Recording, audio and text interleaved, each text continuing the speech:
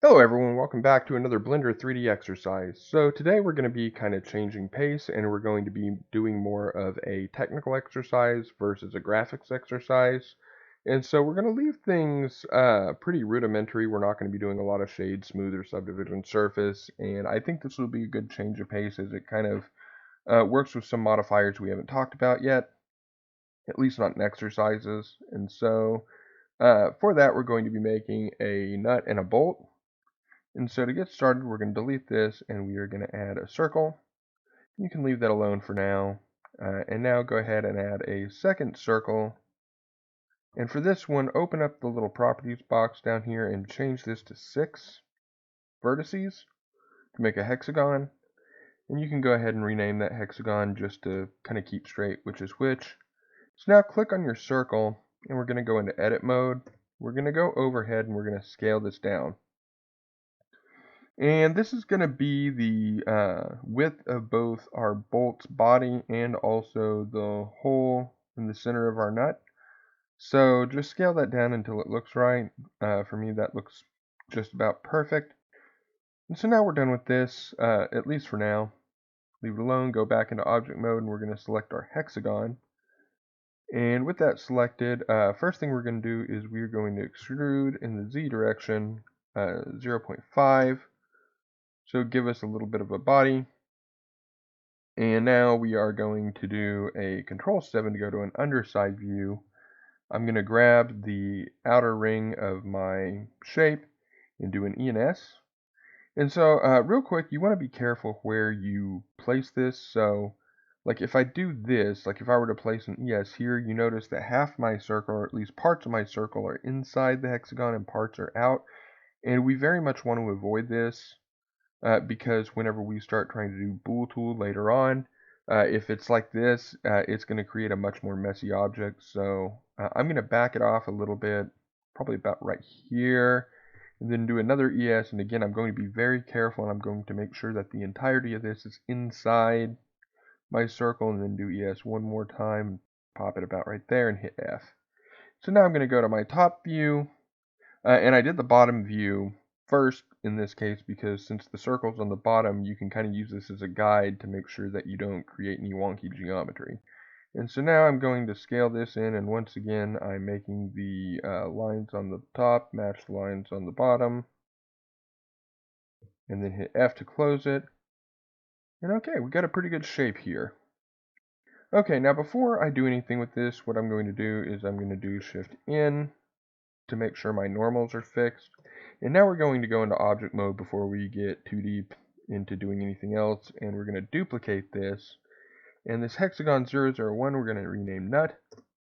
And we're going to hide this. And now we're going to take our hexagon and rename this bolt head. And so since this is our bolt head, now we can go back in here and do some more edits to it. So the first thing we're going to do is we're going to select the top of this and do a bevel. And we're going to increment up the number of steps and just go ahead and keep that selected because the next thing we're going to do is we're going to select the bottom. And actually, I believe that that is, no, it's not quite what we want. We want all the way into here selected. And then we're going to bevel this. And we can give it a little more. So normally if we were doing subdivision surface, we'd want to put it about right here. So we'd want the lines to almost be overlapping to create kind of a sharp edge. But since this is actually working on 3D print and we're just trying to give it a little bit softer geometry when we print, you can back it off a little bit and put it about right there. And you notice that gives us a pretty good shape to work with. And so once again, Shift in, and this is just me being paranoid. For some of the operations we're going to be doing later, if your normals are messed up on any of your shapes, it really becomes apparent. And so I'm going to be doing Shift in a lot just to make sure that everything stays as it needs to be. Okay, and so the last thing we're going to do is we're going to use G and Z, and we're going to move this up by 2. And so now our bolt head is into place. And so now we can work on the body, and for that we're going to use the circle. And so we're going to go to a front view for this, and we're going to extrude along the Z-axis all the way up into the top of this. And I mean, you can turn on oops, you can turn on a, whatever, it's the wireframe view if you'd like, just to make things a little easier. Just make sure the top of your now cylinder is overlapping with the bolt head, so that when we start doing bool tool, that these will become one shape. And then you can, you don't even really have to close this out because whenever we actually bool tool this, it's not going to matter anyway. So go ahead and switch back into solid view, select the bottom, and this we will need to close out. And then we're going to go ahead and bevel this and drop this down to one segment. And this is just to kind of taper the bottom so that, you know, if you were actually using this as a bolt and you were wanting to push it through a hole in like a piece of wood or something, this would make guiding the bolt into the hole a little bit easier. And so the last thing we're going to do with this is we're going to select these two.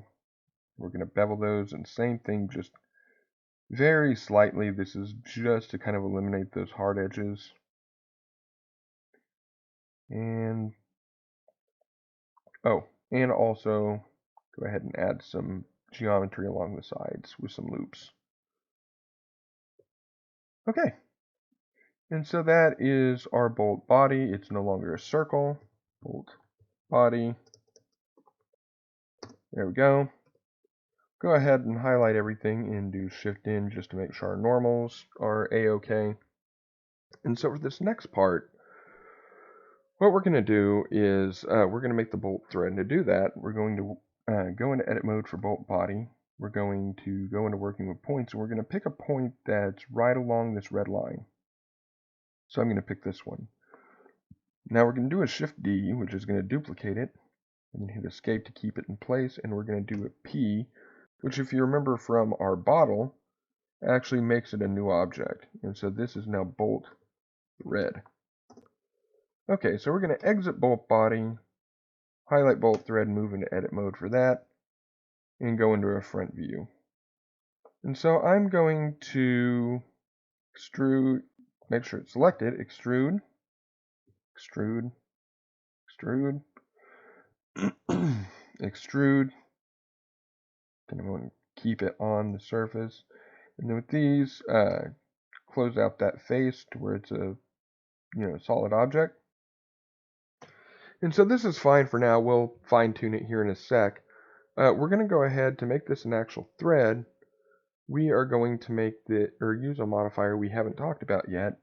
And so go to the modifiers and go to add, and under the generate menu, the one we're looking for is one called screw. And so if we do that, you notice right off the bat it kind of looks similar to the spin tool, and it is very similar. There are a few differences. So since it's a modifier, it works off the green point, not the cursor. And that's something very important to keep in mind. So this will spin, always spin in relation to this green point. And you can change the axes if you want. For us, we want the z-axis because we want it to wrap around our bolt. And we also want it to be 32 vertices to match our other cylinder. Okay, so this looks pretty good. And so the way screw is different from the spin tool is you can actually, screw it. So if I increase the screw here, you notice that it no longer connects with itself. Like it actually raises up as it rotates. And so we're going to take advantage of this and just increment the number of iterations. And I'm going to kind of zoom out. Increment, increment, increment, increment. There. And so now we have successfully made a thread for our screw. So there's a couple of things. We're going to go ahead and clean this up a little bit.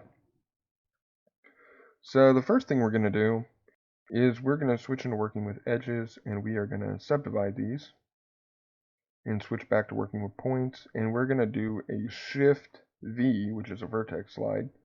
Just move these a little closer just to give it a little bit more of an edge on the screw part. And then I'm going to select everything and do a scale on the Z. The goal here is to just kind of thicken the threads.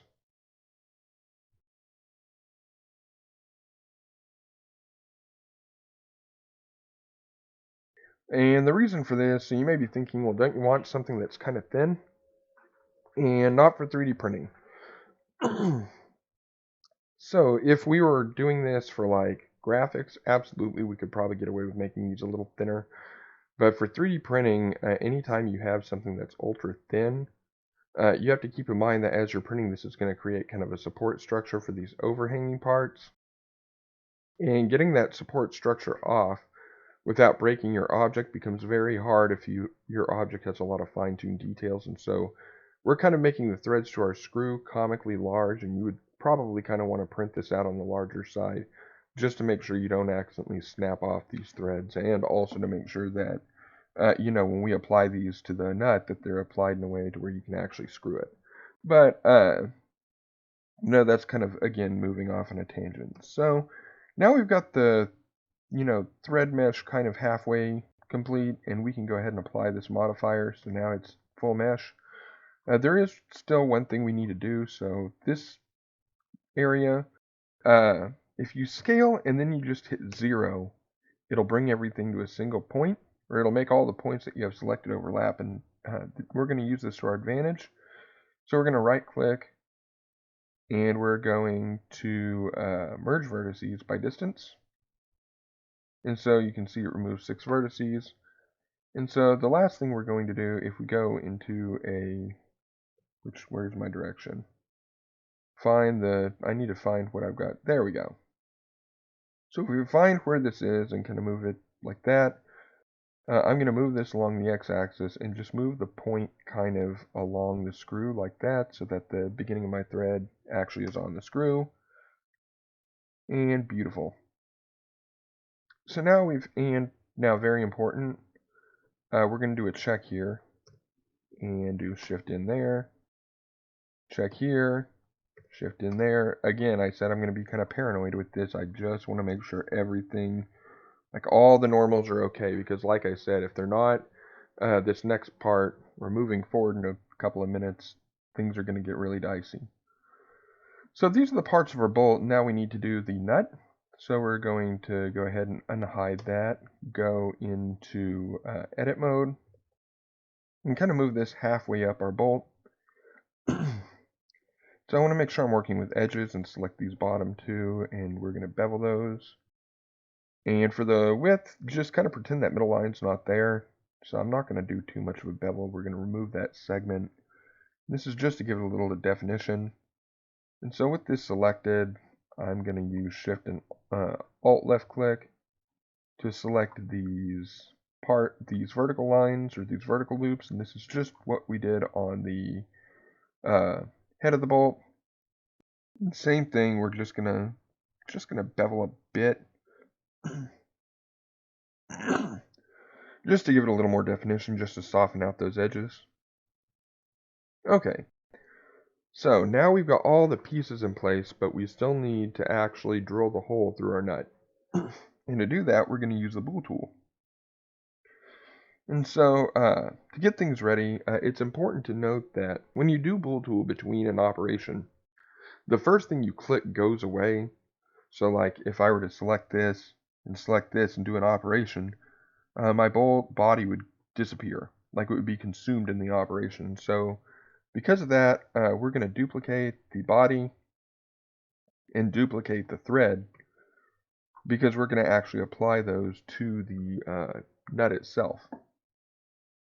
So now that we've got those duplicated, we're going to hide the originals, and for now we're also going to hide the thread and the head of the bolt.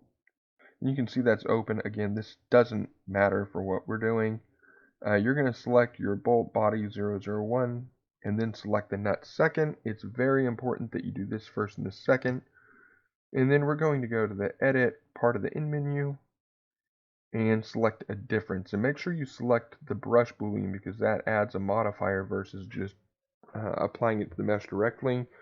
And with bool tool, there's a greater chance of needing to tweak things. Like this operation, or these operations, tend to put you in an area where there's a really good chance of them not acting the way you want because they're not scaled correctly or something. And so if you just always get in the habit of doing the brush boolean instead of these, you'll save yourself a lot of pain and backtracking later on. So we're going to do a difference, and you notice it works perfectly. It pops a hole right in the middle of our nut. And so now we're going to unhide the bolt thread and just do the same thing we just did. So we're going to select the bolt thread, select our nut, and once again, difference. And this time it actually worked perfectly. We didn't actually have to adjust anything, so that's good on us. And so you notice we now have a perfectly threaded nut. You know, this looks pretty close to something you'd find in the hardware store. And so since this looks a-okay, we're going to go ahead and select this little arrow and click apply. And so this is actually applying those operations. And so now if I go in, you notice this is actually this is actually applied to the mesh. And just one final time of shift in just to make sure, again, being paranoid. And now that we've got this done, we can select these boxes, which are our objects. This is what's left of them anyway. And we're just going to go ahead and delete those. So now we've got our nut.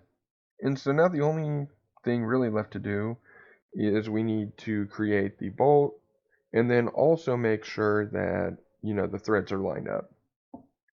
Okay, so for the bolt, we can just go ahead and select all three of these. And this time we're going to do a union. And once again, you notice it actually worked out just fine. Oops, no it didn't. I lied. Like you notice, see, it's hollow in the bottom, and this is exactly what I was talking about. Like if you're not careful, you can get some really funky results. Okay, so I'm just going to, we need it to, I think we actually need to do the thread, so let me undo, and I may need to do these separately or do these first before merging with the head. So let's go ahead and do a union.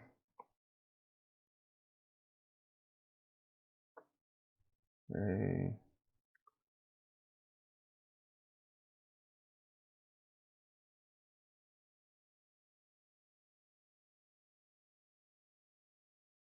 Maybe it could be, there we go. I think it's because it was too low. Whoop.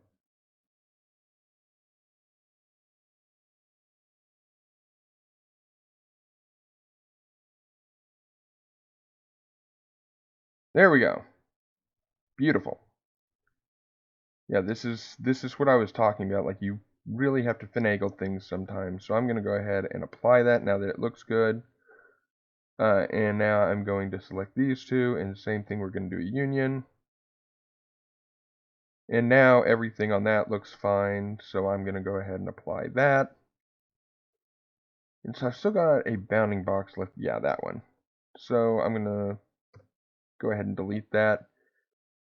And it looks like there's another bounding box somewhere. Yeah, go ahead and delete that. And so this is no longer a bolt head, this is just our bolt. Okay, so we just ran into a problem where, we noticed that we had to kind of move the threads up. And so if I go into wireframe view and kind of select this, you'll notice that, they're not really lining up anymore. So I'm going to go into edit mode, and I'm going to drag these down just a little bit. And I'm also going to do a scale.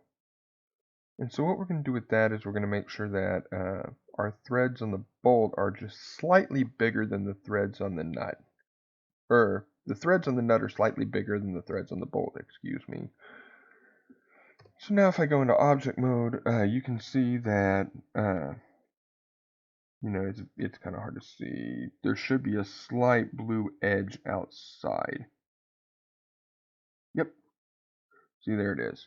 And so that's exactly what we want. And so now we have set everything up to where if we were to 3D print this, we would actually be able to screw this around the bolt just fine.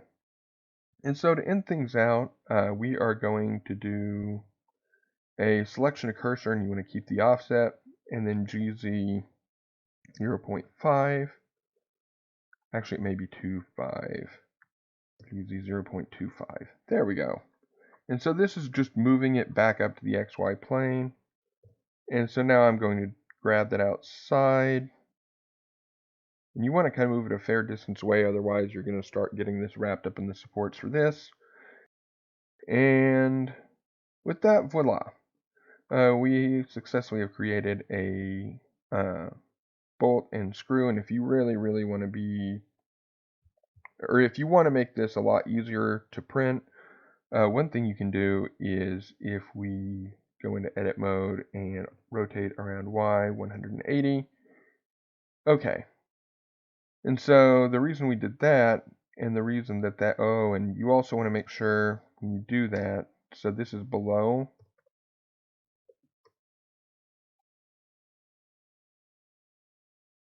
There we go. So you want to make sure these line up as much as possible, because if it's not 100% on the bed, most softwares will ask you to move to bed. And so you just want to, the goal here is to get as few support structures as possible. So this is a pretty great setup. Like if you wanted to 3D print this out, you wouldn't have too much support to clean off. You'd have some between these threads, and same thing here, but yeah, this should be something that if you do want to 3D print it and give it a shot, like I said, I would make it a little on the big side, just because you know, the smaller you work with, the more chance there is of errors. But uh, this is, you know, this turned out fairly well, or at least I hope yours did. In any case, this about wraps it up for this exercise. So you can, whoops, not shift, Control S to save, and have to kind of move to where it is. I upgraded my blender.